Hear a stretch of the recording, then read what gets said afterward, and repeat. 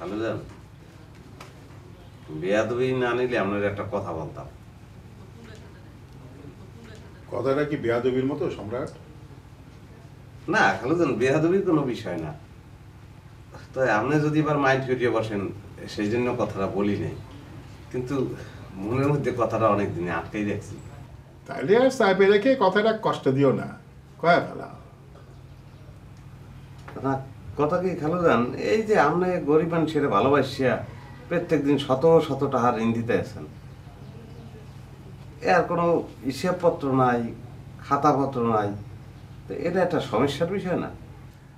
সমস্যা তো আজ পর্যন্ত হয়নি সম্রাট, তুমি এত পেরেশান হচ্ছ কেন? না, যে কয়দিন আপনার মাথা সোজা থাকে সেই কয়দিন তো আসলে চিন্তার কোনো বিষয় না, কিন্তু যেকালে খালুজান ভবিষ্যতের কথা চিন্তা করি সেই সময় চিন্তায় মাথায় এখন চাপ সৃষ্টি হয়। বাহ, তুমি তো খুব বিচক্ষণ সওয়াল। আমার মরার পর পর্যন্ত তুমি ভেবে ফেলেছ। কি করবো খালুজান, এই যে আমার একটা দোষ, আবার আপনি গুণও কইতে পারেন। আমি যারে মনেতে ভালোবাসি তার ভালো মন্দ এই চিন্তা না করিতে পারি না। তার আপনার ভূত, ভবিষ্যৎ, অতীত, বর্তমান সবকিছু নিয়ে আমার চিন্তা করতে ভালো লাগে। খালুজান, আপনি কিছু মনে করেন না। না, কি আর মনে করবো, ওই যে আমার ভবিষ্যৎ যায়।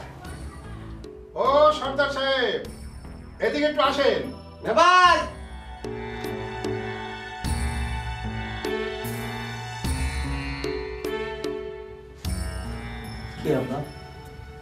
আপনার চেহারাটা একটু দেখে রাখি, না হলে তো আপনার চেহারা ভুল হয়ে যাবার পারে। না ভাই, বসেন বসেন, আপনি বসেন।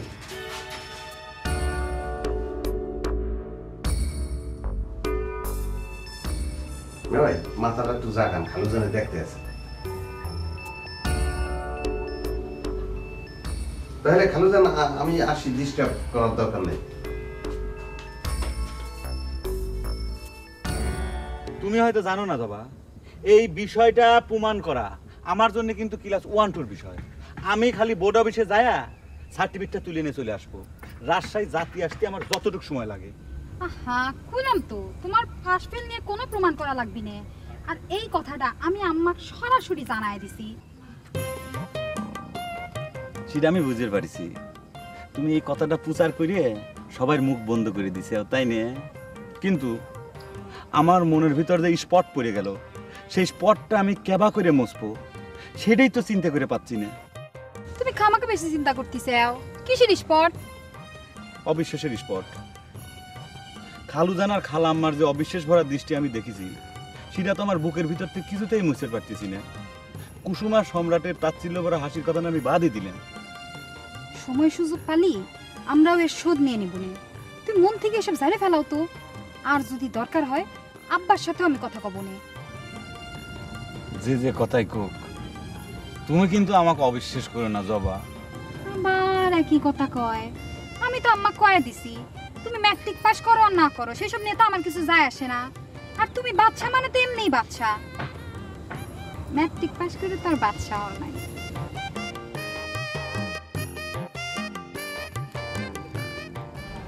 আপনি কি আমার কিছু কবেন? কব না, জিজ্ঞেস করবো। তুমি নাকি আমাকে রক্ত চোষা কইছো? আব্বা, আমি কিসের জন্য কইবার যাব? মানসিক হয় খালি সেই কথা কইছি। তাই নাকি? মানুষ যে আমার গরিবের বন্ধু কয় সেটা তোমার কানে যায় না নাকি? ভালোটা শুনতে তোমারও মন চায় না? শুনতে তো মন চাই আব্বা। আব্বা, আমার করে টাকা দরকার। আমার কাছে কইছিলাম, আপনার কাছ থেকে নিয়ে পেয়েছি আব্বা। বিনে সুদে আমি তো টাকা ধার দেই না বাবা, সে কথা তুমি জানো না? আমি না হয় সুদই দিলাম। তুমি সুদের কিস্তি টানবা কেমন করে? আসলটা না হয় বাদই দিবা। বাবুগিরি করে বেড়ানোর জন্য তো ঋণ দেওয়া যায় না। অবশ্য তুমি পয়লা বাবুগিরির জন্যই ঋণ চাইলে। দুঃখিত, দিবার পারলাম না। আব্বা, বাবুগিরি করছেন কিসের জন্য? আমার তো হাত খরচের জন্য কিছু টাকা পয়সা দরকার নাকি? যেই হাত কাম করে না সেই হাতের আবার খরচ কিসের?